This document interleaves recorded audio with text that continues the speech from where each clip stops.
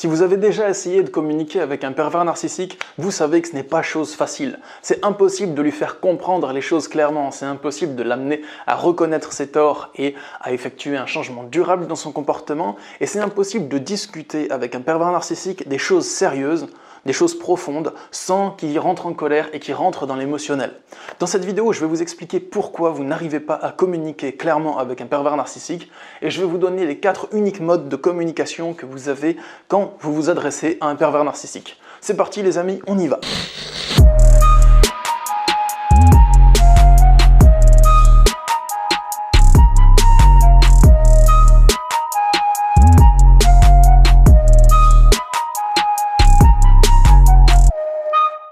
Bonjour les amis, ici Stan Carré, écrivain et coach en développement personnel. Dans cette vidéo, voyons ensemble pourquoi vous n'arrivez pas à communiquer avec un pervers narcissique. Donc je vais vous expliquer les 3 particularités du pervers narcissique dans sa communication et ensuite je vais vous donner les 4 uniques modes de communication que vous avez quand vous vous adressez à une personne que vous reconnaissez dans le profil de type pervers narcissique. Donc ce qu'il faut savoir, c'est que le pervers narcissique, il a 3 choses particulières que je tiens à vous signaler. C'est que premièrement, il voit le monde à travers un délire. Un délire au sens clinique du terme, dans le sens où il a une vision de la réalité qui est totalement erronée, et tout ce que vous allez lui dire, il va le transformer, l'interpréter, le déformer. En gros, quand vous allez lui transmettre un message, lui, il ne va pas essayer de comprendre le message le plus clairement possible, il va essayer de voir ce qu'il y a caché derrière, de voir ce que vous sous-entendez, et ensuite de vous le rebalancer à la tronche de manière totalement déformée. Donc c'est pour ça que quand vous communiquez avec un pervers narcissique, que vous lui exposez quelque chose qui est pourtant simple et clair à comprendre, lui, il va créer une histoire, créer une embrouille à propos de ça qui n'a absolument pas lieu d'être, qui n'a aucune utilité, qui ne sert à rien. La deuxième chose que je tiens à vous signaler à propos des pervers narcissiques, c'est qu'il a des intentions particulières. Son but au pervers narcissique, quand il communique, c'est pas juste de discuter pour trouver une solution au problème. D'ailleurs, quand il communique, il ne veut pas trouver une solution au problème, il veut créer des problèmes, il veut vous créer des problèmes. Et il ne veut pas votre bien-être, dans le sens où ses actions ne sont pas orientées vers votre bien-être. Peut-être qu'il veut ce qu'il pense être votre bien-être, vous pouvez peut-être voir la chose comme ça si vous le souhaitez, mais de par expérience, ce que je peux voir, c'est que les pervers narcissiques, ils n'aiment pas quand vous êtes joyeux, ils n'aiment pas quand vous existez en dehors du cadre qu'ils vous ont posé. Ils vous posent un cadre dans lequel vous avez le droit d'exister. Donc en général, si vous faites tout ce qu'ils ont envie que vous fassiez pour eux, si vous êtes la copie conforme de tout ce qu'ils ont prévu pour vous, en gros si vous vous oubliez et que vous vous transformez petit à petit comme le pervers narcissique vous l'a dit. À ce moment-là, il vous laisse exister, mais vous n'avez pas la possibilité d'exister en renonçant à votre authenticité et à votre épanouissement. Donc dans tous les cas, vous êtes piégé. Soit vous faites tout ce qu'il veut et vous souffrez parce que vous vous oubliez, soit vous arrêtez de vous oublier et vous faites des choses pour vous, et là, il va revenir contre vous, il va vous attaquer. Le pervers narcissique, quand il communique avec quelqu'un, son intention principale, c'est d'amener l'autre personne à rentrer dans l'émotionnel. Donc quand il communique avec quelqu'un, vous pouvez l'observer, ça, et ça c'est très important de le comprendre, il va essayer d'amener son interlocuteur à rentrer dans l'émotionnel, que ce soit dans la culpabilité, dans la crainte, dans la tristesse ou dans la colère. Dans tous les cas, il va soit vous accuser de choses injustes pour que vous soyez en colère en essayant de rétablir la vérité, soit il va essayer de se dépeindre en victime pour que vous vous sentiez coupable, soit il va essayer de vous faire des reproches pour que vous vous justifiez. Dans tous les cas, il va essayer de vous amener à vous décentrer, à souffrir, à basculer dans l'émotionnel. Donc ça, c'est son intention principale quand il va communiquer avec vous. Il le fait pour plusieurs raisons, mais ça, je ne vais pas m'étaler dessus dans cette vidéo, ce n'est pas le sujet. Mais principalement, les raisons pour lesquelles il le fait, c'est pour vous rabaisser, pour se mettre en avant, pour satisfaire ses pulsions sadiques ou pour vous utiliser ou vous conformer à sa volonté. C'est assez bizarre, hein, des êtres qui fonctionnent comme ça. J'en parle de manière un peu banale, parce que j'ai l'habitude de voir ça en consultation ou de parler de ça dans mes vidéos, mais par contre, c'est quand même un truc de dingue qu'il y ait des êtres qui fonctionnent comme ça. Ça, je le conçois. Ensuite, troisièmement, le pervers narcissique, il croit que vous êtes comme lui. Donc il est persuadé que vous pensez et agissez comme lui. Donc si vous êtes gentil avec lui, dans sa tête, vous lui préparez un mauvais coup. Parce que lui, quand il est gentil avec quelqu'un, c'est pour préparer un mauvais coup par derrière, c'est pour utiliser la personne. Donc c'est pour ça qu'il s'énerve quand vous êtes heureux, il croit que vous lui mijoter quelque chose, que vous avez l'intention de lui nuire. Et c'est bien sûr pas vrai la plupart du temps. Mais bon, c'est ce qu'il croit. Donc il faut prendre en compte ces 3 points lorsque vous vous apprêtez à communiquer avec un pervers narcissique. Le premier point, c'est que tout ce que vous allez lui dire, il va le déformer, le remettre à sa sauce et vous le rebalancer de manière totalement erronée.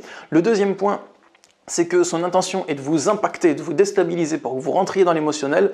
Et le troisième point, c'est qu'il croit que vous êtes comme lui. Donc il va avoir l'impression que tout ce que vous lui dites, eh bien, il se dit que lui, il le dirait dans ce sens-là, donc vous avez la même intention que lui quand il le dit.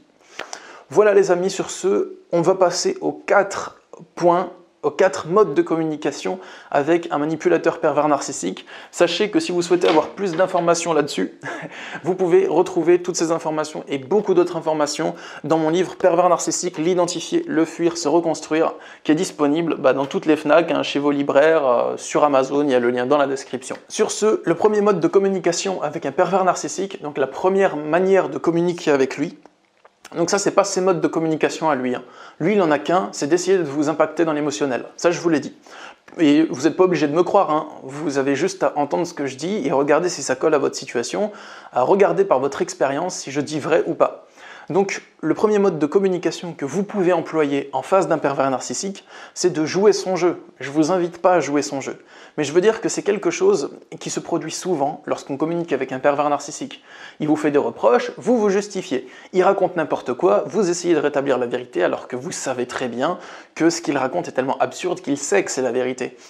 Ou bien, il vous intimide, vous rentrez dans la peur, donc là, vous jouez son jeu. Vous réagissez comme il l'attend à sa manipulation. Le deuxième mode de communication que vous pouvez adopter face à un pervers narcissique, c'est de faire semblant de jouer son jeu.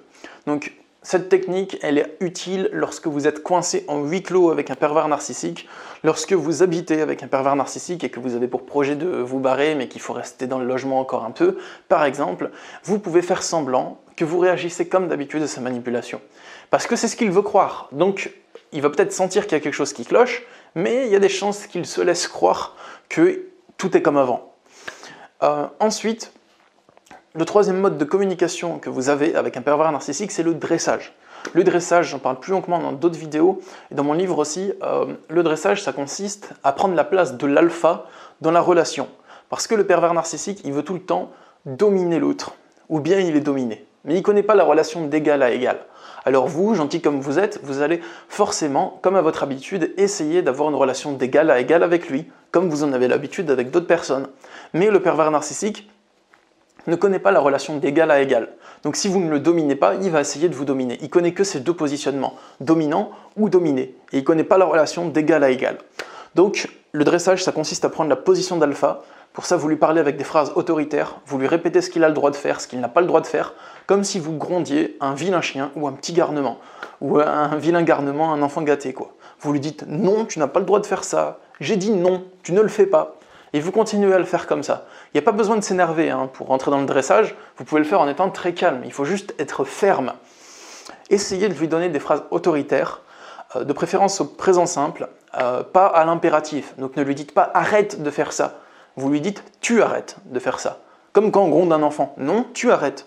C'est assez efficace, ça peut marcher, ça a l'air bizarre, mais si vous le grondez comme si vous grondiez un enfant, ou si vous la grondez si c'est une femme pervers narcissique, ça a normalement le même effet. Ça peut échouer, mais ça peut aussi réussir, ça réussit assez souvent d'ailleurs, donc je vous invite à tenter cette technique, voir si ça marche. Le quatrième mode de communication, vous ne jouez pas son jeu. Vous ne faites pas semblant de jouer son jeu et vous ne pratiquez pas le dressage. Le quatrième mode de communication avec un pervers narcissique, c'est l'absence des trois premiers. Donc si vous ne jouez pas son jeu, ça veut dire que vous ne rentrez pas dans l'émotionnel face à sa manipulation. Vous ne faites pas semblant de jouer son jeu non plus parce que dans votre situation, vous n'avez pas d'intérêt à le faire. Et vous ne le dressez pas parce que ça ne vous sert à rien non plus. Donc dans ce cas-là, qu'est-ce que vous pouvez faire? Bah rien. Tout ce que vous allez lui dire, il va l'utiliser pour ses intérêts, pour vous rabaisser et se mettre en avant ou vous déstabiliser.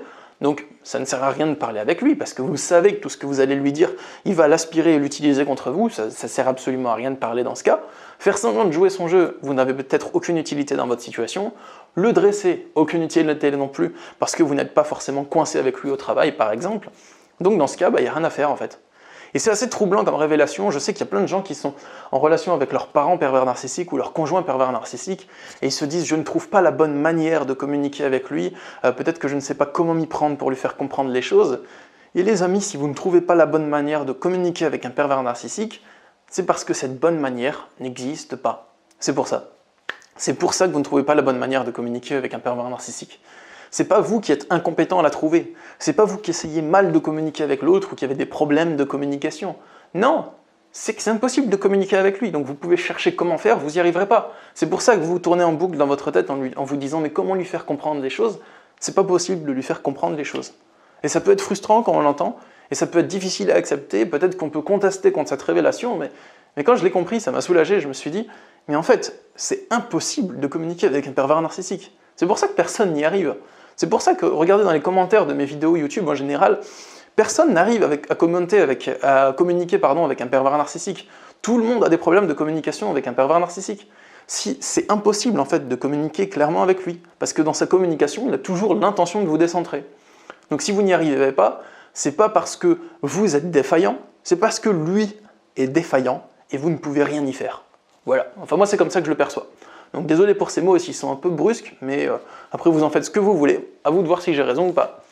Je vous souhaite une bonne journée, si vous le souhaitez, je suis disponible pour mes consultations de coaching en développement personnel, donc pour vous aider à progresser sur vous, à vous sortir des relations d'emprise, à travailler sur vous, à gérer vos émotions, à ne plus être impacté par le pervers narcissique, à vous en détacher ou à comprendre son fonctionnement.